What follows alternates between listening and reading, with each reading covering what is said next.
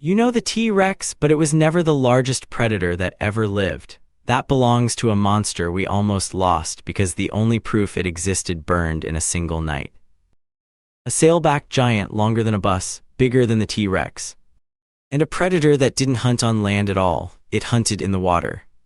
For 100 years we got it completely wrong, and how we found out is stranger than the animal itself. Up to 15 meters of predator, the largest meat-eater ever found. It vanished once into extinction, once into fire. This is lost continent. Tonight, the river monster the world forgot, and the night a single bomb nearly erased it from history. Stay to the end, because the last question how many monsters we'll never know about is the one that should unsettle you. Start with the size, because the moment you put it next to the animals you know, the scale stops making sense. Picture the most famous predator of all time. Now picture something several meters longer, built lower and leaner. 15 meters of animal, crowned with a sail of bone nearly 2 meters tall. That sail alone stood taller than a grown man. And nobody is sure what it was even for. Display, temperature, a fin for the water, the argument is still open. But the sail isn't the strangest thing about it. The strangest thing is where a predator this big chose to live. To understand it, you have to go back to a desert and the man who found the bones first. Egypt, 1912. A German paleontologist, Ernst Stromer, is digging in the Bahariya oasis. He pulls strange bones from the sand, a jaw like a crocodile's, teeth like cones, spines 1.5 meters long. In 1915, he gives the creature a name, Spinosaurus, the spine lizard. The bones travel to a museum in Munich, and there, for nearly 30 years, the only Spinosaurus on Earth sits on display. Stromer had no idea he was living on borrowed time, because a war was coming for his life's work.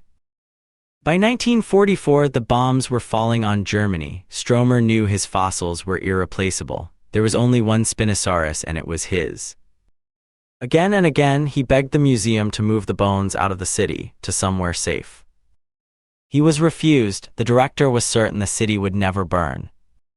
On the night of the 24th of April, 1944, the sky over Munich filled with bombers. The museum took a direct hit, the fire did the rest. The only Spinosaurus in the world burned to ash in a single night. Everything gone, the jaw, the teeth, the spines, 100 million years old, erased in hours. All that survived were Stromer's drawings and a single photograph. He died years later, having watched his monster vanish twice. The proof was gone, so how do we know any of this? If the only evidence of a monster turns to ash, does the monster still count as real? Hold that question. Because 70 years later, in a Moroccan desert, a stranger with a box of bones was about to bring it back. The trail to the second Spinosaurus started with a rumor and a handful of bones. A young paleontologist, Nizar Ibrahim, is shown fossils from the Kem beds of Morocco, a fossil hunter's paradise and a smuggler's goldmine. Among them strange, blade-like spines. He can't stop thinking about them. Years later, in a museum in Italy, he sees the same kind of bones and realizes they belong to a single skeleton, split between 2 countries. One box of bones and one impossible task: find the man who dug them up somewhere in a desert the size of a continent. Somehow he finds him, and the bones lead back to a new, nearly complete Spinosaurus. For the first time in 70 years, we could see the monster again, and it looked nothing like we expected. Because the new bones broke the picture we'd built in our heads. For decades, artists drew Spinosaurus like a T-Rex with a sail, a towering, 2-legged land hunter. The real animal was something else. Its hind legs were short, its center of gravity thrown far forward.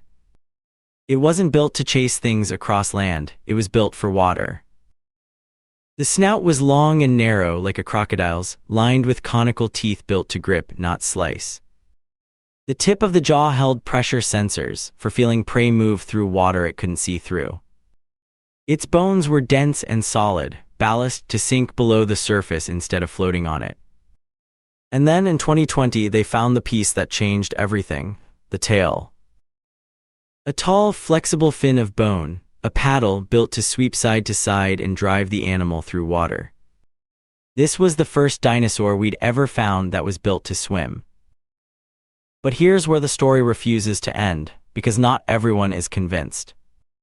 One camp calls it a river monster, a predator that chased fish deep underwater like a crocodile the size of a bus. Another says no, a body that big and air-filled would bob like a cork, it could never dive and chase. In their picture, Spinosaurus waded the shallows and stabbed down from above, a monstrous heron, not a shark. The truth is, we still don't fully know. With so few bones, the next fossil could flip the story all over again. A monster we lost, found again, and still can't quite explain. So step back and look at what this animal really represents.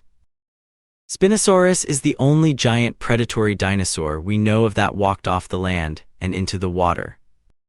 An evolutionary experiment so strange, we almost refuse to believe our own fossils.